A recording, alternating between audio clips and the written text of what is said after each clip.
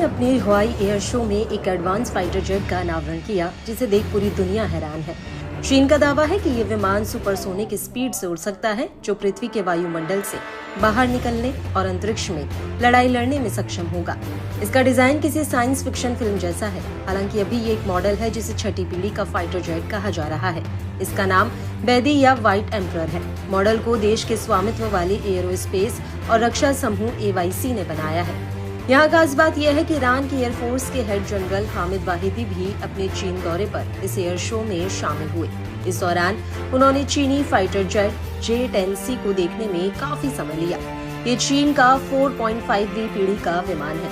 वाहिदी के इस जेट के निरीक्षण के बाद माना जा रहा है कि ईरान इस विमान को खरीद सकता है, क्योंकि उसे इजरायल का मुकाबला करने के लिए अपनी एयरफोर्स की ताकत बढ़ाने की जरूरत है। यूरेशियन टाइम्स की रिपोर्ट के मुताबिक ईरानी वायुसेना head general Hamid वाहिदी air show में शामिल हुए और खुद J-10C लड़ाकू जेट की क्षमताओं का तजुर्बा किया।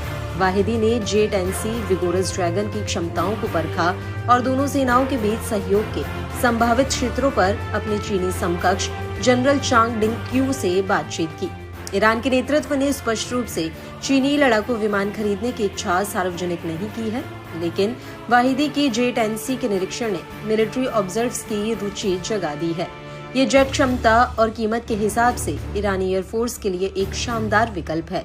माना जा रहा है कि ईरान को करीब 100 जेट की जरूरत है। एक जेट की कीमत 40 मिलियन है। ऐसे में 100 J-10 की कीमत $4 अरब होगी। अमेरिका के खास सहयोगी इजराइल जैसे क्षेत्रीय विरोधी से लंबे समय से शत्रुता में उलझे ईरान के लिए उसकी अपेक्षाकृत कमजोर एयरफोर्स मुश्किल बन गई है।